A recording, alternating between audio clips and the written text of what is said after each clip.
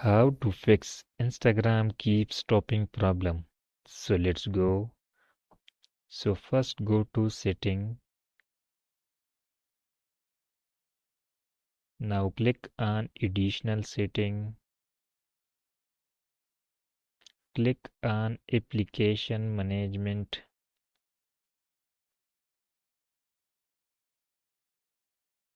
Now find Instagram.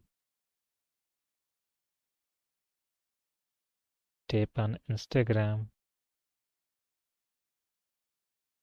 Now clear cache and then go back.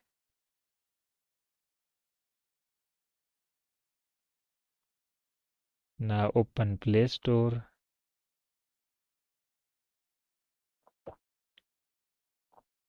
Now search Instagram.